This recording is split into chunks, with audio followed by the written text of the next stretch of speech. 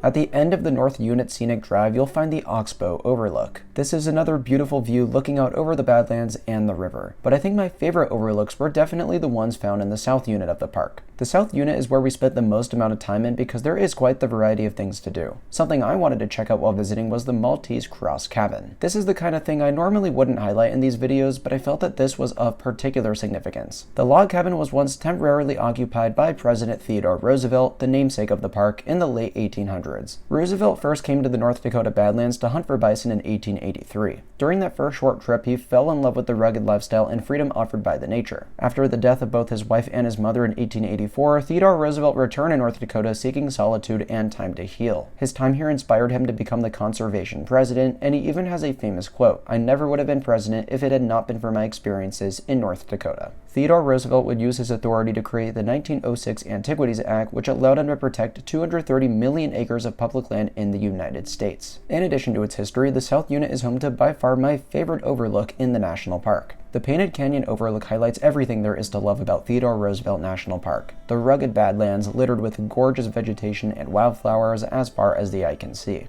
In my opinion, it's what the Pinnacles Overlook is to Badlands National Park. And if that wasn't enough, there's even a trail taking you down into the Badlands a little bit. This one requires significant amounts of bushwhacking, proving just how little visitation comes here. During our hike, we were able to see a pretty massive snake roaming around the trail, which was absolutely incredible. Always keep a safe distance away from these, of course, but it may comfort you knowing that there's only one species of snake in the park that's venomous, and it's the only venomous reptile here in general. Fortunately, this was not one of those. As a whole, this Painted Canyon area, which is separate from the rest of the South Unit, is really something worth going out of your way for. If you could only see one overlook and only visit one section of the park, this is it. And better yet, it's right off a highway, so if you're just driving by, it doesn't hurt to check out. Especially since it's the only part of the park that I saw that doesn't require a fee to enter. Entering the scenic loop road circling the South Unit, there is many more overlooks and trails to explore. But first was a pretty special wildlife encounter, and a hilarious one at that. We'd come across many prairie dog towns during our visit to the Great Plains this trip, but here was one titled the Prairie Dog Metropolis. And essentially, it was just one ginormous prairie dog town. These curious little rodents were running around everywhere, and unfortunately this would be the last time we'd see them this trip. But there were many more wildlife encounters to come, including a few bison that we saw right off the road.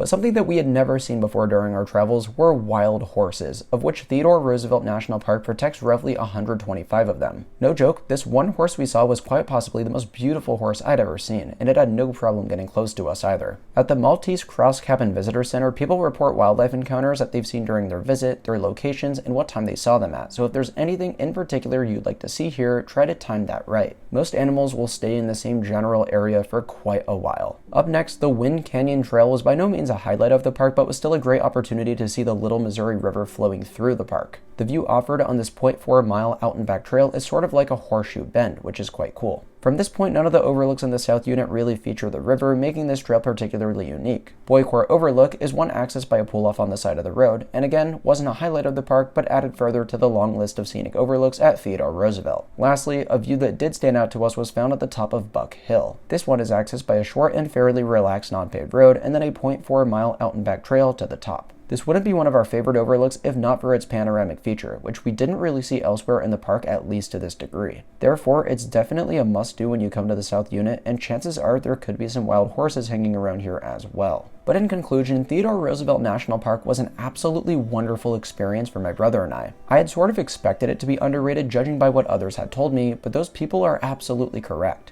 The scenery, trails, and overlooks here can't rival the sheer scale of those found in some Western national parks, but it is extremely pleasant, and due to its non-existent crowd levels, arguably just as enjoyable. When you come here, try to visit both the North and South Units and experience the Maltese Cross Cabin to get a look at what life was like for President Theodore Roosevelt, who I'm grateful did so much to ensure that our beautiful lands could be protected for generations to come. But with that, we still have one episode left from this incredible road trip, and the park of which I'll be covering is one of my absolute favorites I've experienced thus far. Stay tuned because Wyoming's Grand Teton National Park is coming up next. Thank you all so much. Don't forget to like, comment, and subscribe if you enjoyed this video, and I'll see you all in the next one. Bye guys.